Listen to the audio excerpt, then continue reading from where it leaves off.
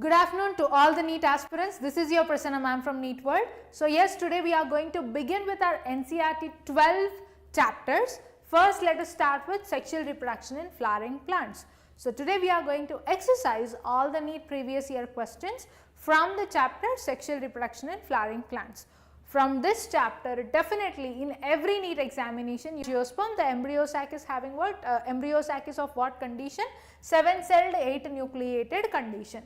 And in reason, the egg apparatus has 2 polar nuclei wrong.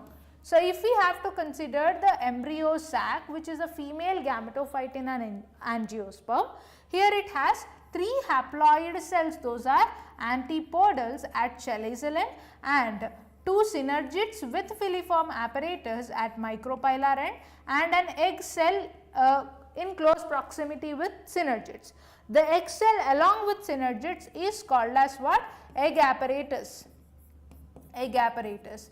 And at the center, polar nuclei is present. Central cell or polar nuclei, which is diploid, or you can say N plus N condition. So here what the egg apparatus has 2 polar nuclei is wrong statement, because egg apparatus is having, in this case what option we have to choose? Option assertion is true and reason is false. A is true and R is false. Option 1 will be the right answer.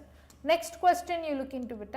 Yeah, given below are 2 statements. One is labeled as assertion and the other is labeled as reason. Assertion reason type of question, same pattern. Again it is asked in the same year, that is 2025.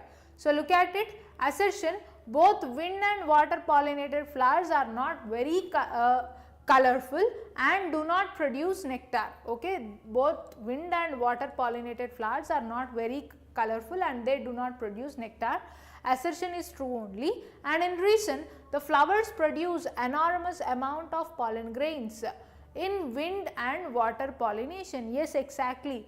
Flowers will produce large number or bulk of the pollen grains in wind and water pollination. So here both assertion and reason are true, but then reason is not correctly explaining the assertion. Okay, both A and R are true and R is not clearly explaining the assertion. So in this case, what option we have to choose, ma? Both assertion and reason are true, but reason is not the correct explanation of assertion. And then next question. Yeah, this question is being asked in the NEET 2024. Look at this. Which part of the ovule stores reserve food material? Okay, which part of the ovule stores reserve food material? In ovule, nucellus which is diploid, will store what? Reserve food material. First let us look into the structure of ovule. Just a second.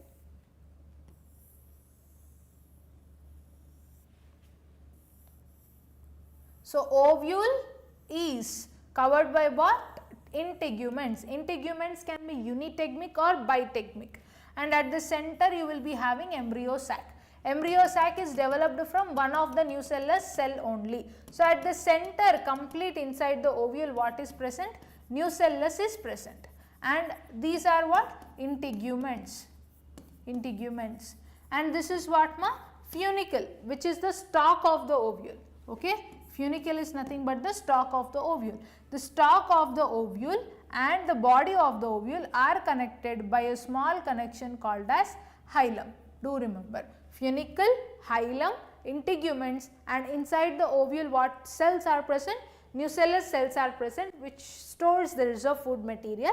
One of the nucellus cell will be differentiated into megaspore mother cell, and from megaspore mother cell only embryo sac will be formed. Okay, which is a female gametophyte. Clear, right, ma?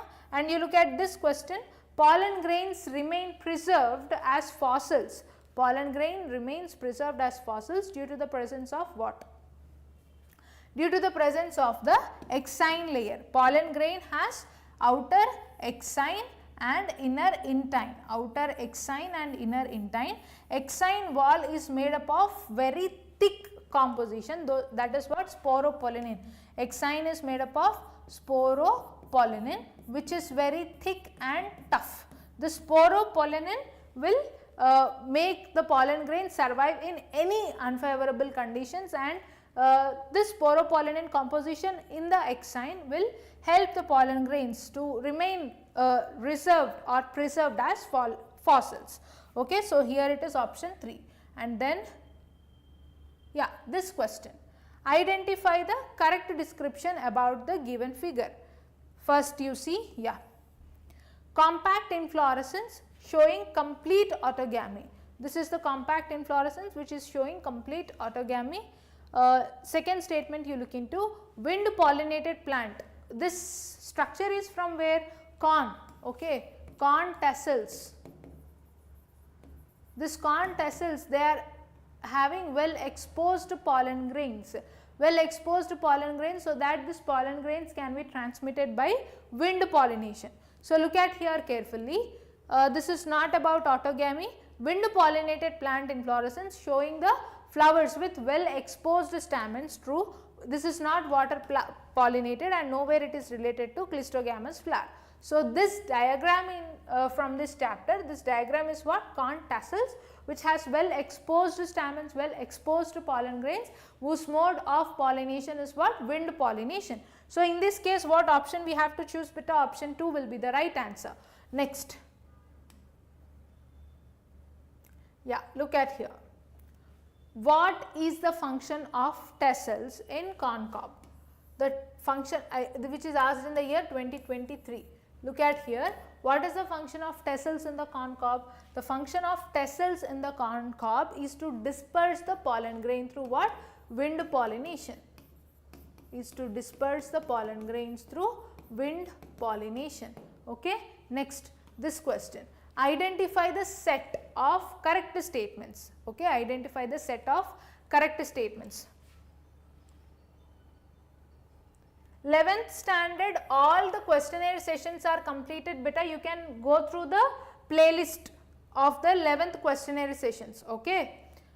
Look at here, this is again multi-statement question which is very important. So here if you have to look into all the statements. Statement 1, the flowers of Vallisneria are colorful and produce nectar. Wrong, because Vallisneria mode of pollination is what? Water pollination. Okay, mode of pollination is water pollination. So as the mode of pollination is water pollination, there is no necessity for attractive flowers and nectar production. Statement B, you see, the flowers of water lily are not pollinated by water. True, the flowers of water lily are not pollinated by water. Correct. In most of the water pollinated species, the pollen grains are protected by from wetting. True. And in option D, you see, pollen grains of some hydrophytes are long and ribbon like. True, in water pollinated flowers.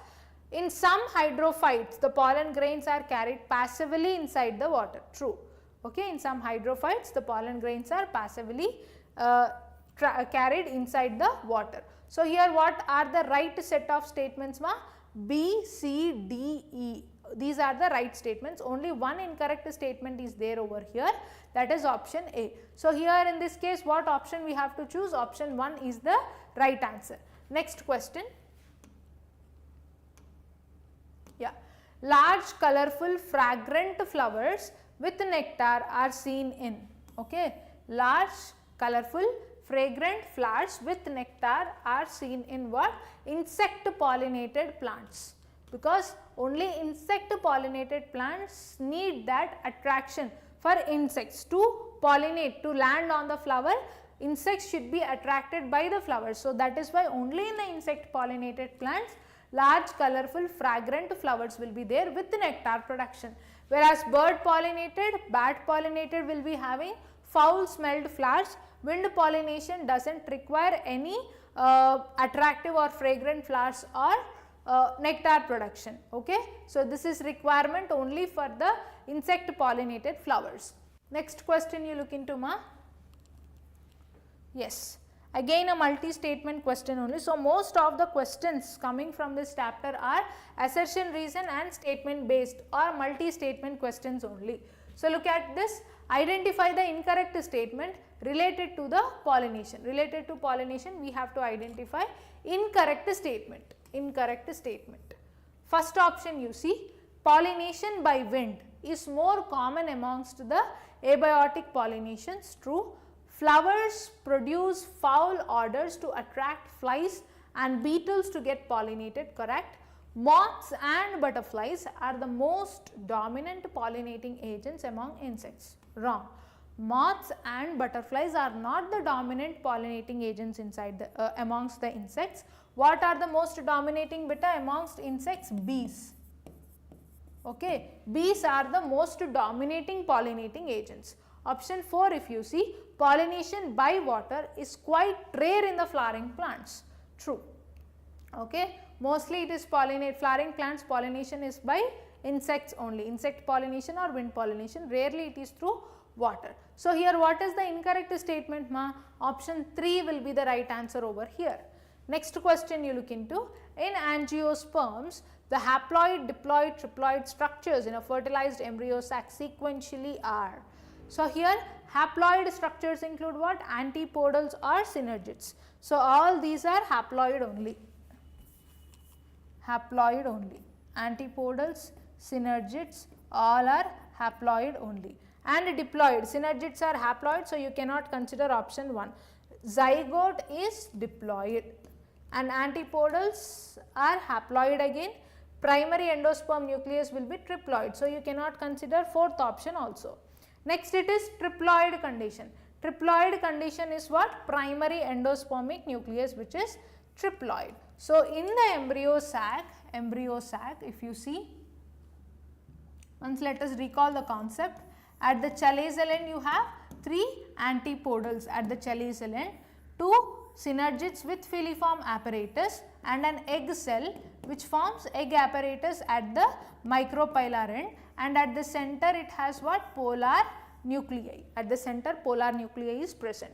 So when male gametes approach the micropylar end through the filiform apparatus, when they approach the micropylar end, one male gamete will fuse with the egg cell forming what? Diploid zygote, and the other male gamete will fuse with the polar nuclei forming what? Triploid primary endospermic nucleus. Okay, so this is the ploidy inside the embryo sac. As such, what will be the right answer over here, beta? Haploid, synergids, diploid zygote and triploid primary endospermic nucleus. Option 2 will be the right answer. Next question. So this is about false fruit and true fruit. First you have to remember what is a false fruit and what is true fruit. Fruit is formed from where? Ovary wall. Ovule post fertilization will turn to seed. Ovary wall post fertilization will turn to a fruit, right? But then along with the ovary wall, if thalamus is also included, along with the ovary wall, if thalamus is also involved in fruit formation, if thalamus is also involved in fruit formation, if thalamus is also involved in fruit formation, then it is called as what? See, along with the ovary wall, if thalamus is also involved in fruit formation, then it is said to be false fruit. Okay, this, the best example of this is what? Apple. So in apple, if you see, this labeling at the C is what? Thalamus. Thalamus, which is involved in fruit formation. Thalamus forms the pulp of the fruit in the apple. So here which part of the fruit labeled in the figure makes it a false fruit? Which part is making it a false fruit? Thalamus, that is option 2. And here you look into, given below are 2 statements. What is the first statement? Cleistogamous flowers are invariably autogamous. Yes, cleistogamous flowers are invariably autogamous. Statement 2, cleistogamy is the disadvantage as there is no chance for cross pollination. True.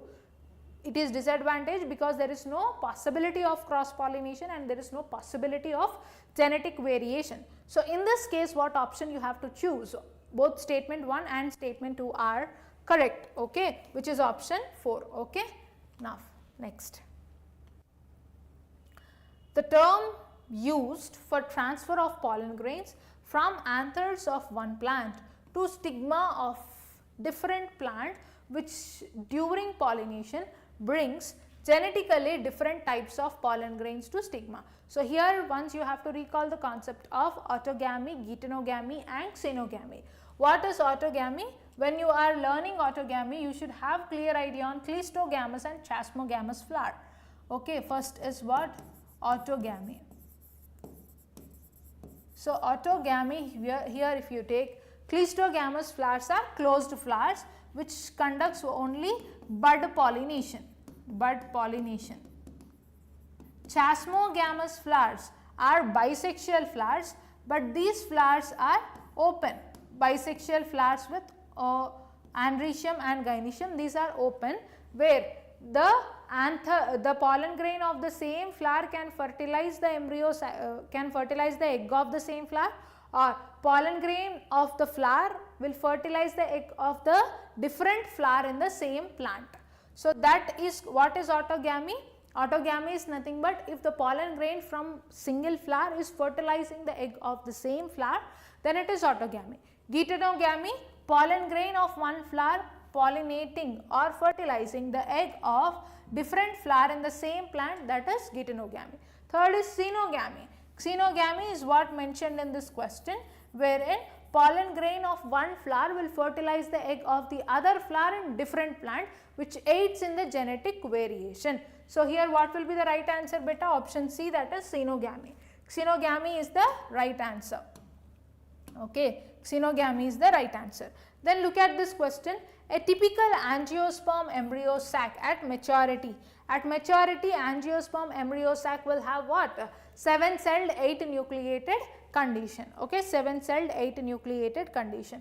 So here if you have to look into all the previous year questions, most of the time the question is asked on what? Embryo sac. Okay, so embryo sac is that important from this chapter. Okay, look at here. In some members of which of the following families, pollen grains retain their viability for months after the release. Okay, pollen grain viability is retained for months. In which of the following families? Rosaceae and Leguminosae, which is a direct statement from your NCERT. Okay, and look at this question, ma. The plant parts which consists of two generations, one within the other. What are the two generations? Two generations is first gametophytic generation, which is haploid, and sporophytic generation, which is diploid. Amongst this, first you have to identify the haploid and diploid condition. First you see, ma, pollen grains, these are haploid, where pollen grains are formed inside the anther, inside the tapetum the pollen grains will be formed. So once recall that. So this is the transfer section of the anther. Anther is having the wall layers, anther ploid is what? Diploid, and it has 3 wall layers, inside which you have sporogenous tissue. The sporogenous tissue has spore mother cells, these are diploid. Yes or no? Sporogenous tissue is diploid, and inside that spore mother cells are also diploid. This spore mother cells will undergo, reductional division or meiosis, will aid in the formation of haploid microspores. Okay, haploid microspores are formed. This haploid microspores will mature to haploid pollen grains. Haploid microspores will mature to haploid pollen grains. Fine. Haploid microspores mature to haploid pollen grains. So the ploidy of pollen grain is haploid, and the ploidy of anther is what? Diploid. One generation is present in the other. 2 generations are present in this. Okay, inside anther which is diploid sporophyte, inside that pollen grain, haploid pollen grain is present. So 2 generations are observed in this. Next, germinated pollen grain with 2 male gametes. Pollen grain is haploid, inside that 2 male gametes are also formed by mitosis, and their ploid is haploid. So this is haploid, both of them are haploid only. And then seeds inside the fruit. Okay, seeds inside the fruit. Inside fruit, seeds are present, right? Fruit ploidy is diploid and seed ploidy is also diploid. So there is 1 generation only here. And last option if you see ma, embryo sac which is haploid is inside the diploid ovule. Okay, embryo sac which is haploid is present inside the diploid ovule. So here if you see ovule which is diploid, inside the ovule what cells are present? I told you nucellus cells. Okay, nucellus cells are present. This nucellus cells are diploid. One of the nucellus cells in the micropylar end will mature to what? Megaspore mother cell. This megaspore mother cell will undergo one meiotic division forming 4 haploid megaspores, of which 3 will be degenerated and one megaspore which is towards the chalazial end, that megaspore will undergo 3 sequential mitotic divisions and form haploid embryo sac.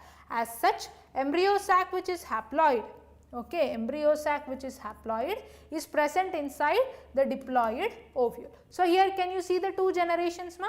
First is pollen grains inside the anther, second is embryo sac inside the ovule. So option 1 and 4 both are correct. Option B is the right answer over here. Next question.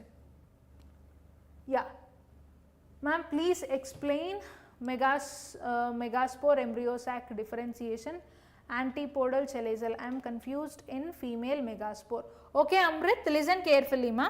Yeah, I will be explaining you that. Listen carefully. Yeah.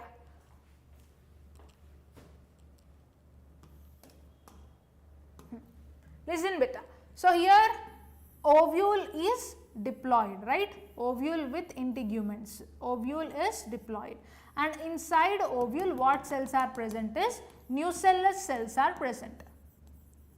Okay, nucellus cells are also diploid. Okay, one of the nucellus cell in the micropylar end will be differentiated into megaspore mother cell. Okay, this one cell will be differentiated into what? Megaspore mother cell. Megaspore mother cell ploidy is also diploid. This one megaspore mother cell will be undergoing reductional division. Megaspore mother cell will undergo reductional division, forming out 4 haploid megaspores. 4 haploid megaspores. Of this 4 haploid megaspores, 3 megaspores which is towards the micropylar end will degenerate and only 1 megaspore which is towards the chalazial end will be functional megaspore. This one functional megaspore will undergo 3 sequential mitotic divisions, where after first mitotic division this cell divides into 2, second mitotic division 2 will be divided into 4. Okay, 2 will be divided into 4 and third mitotic division, complete 7-celled 8-nucleated condition is formed. 7-celled 8-nucleated condition will be formed, which is an embryo sac. Okay, understood? Where 3 cells will be towards the chalazial end and 3 cells at the micropylar end and 2 will be at the center. 3 antipodals at the center, central cell, and at the micropylar end filiform apparatus and an egg cell. Okay, so this is how it is formed. Understood ma? Complete megaspore formation and how embryo sac is formed. Understood? Embryo sac is formed after 1 meiotic division and 3 sequential mitotic divisions from megaspore mother cell. Understood, right beta? Next. Good.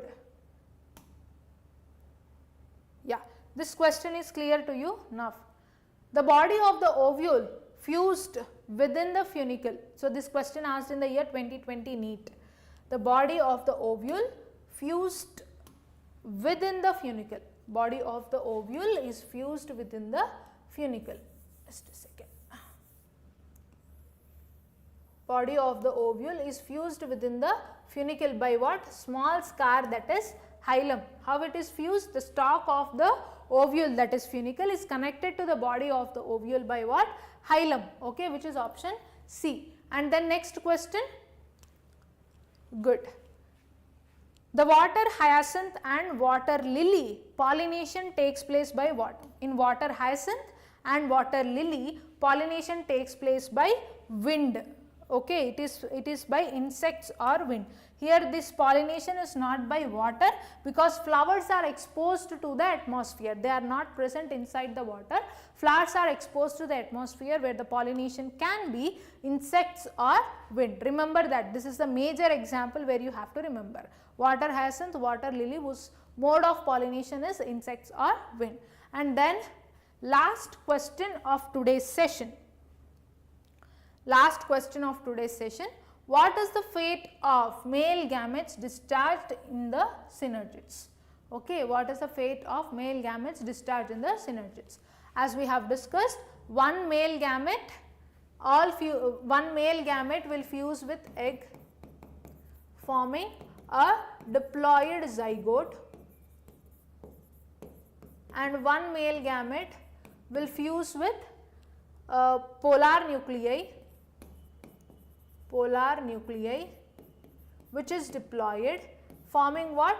Triploid primary endospermic nucleus. Triploid primary endospermic nucleus. So here if you see, all fuse with the egg? No.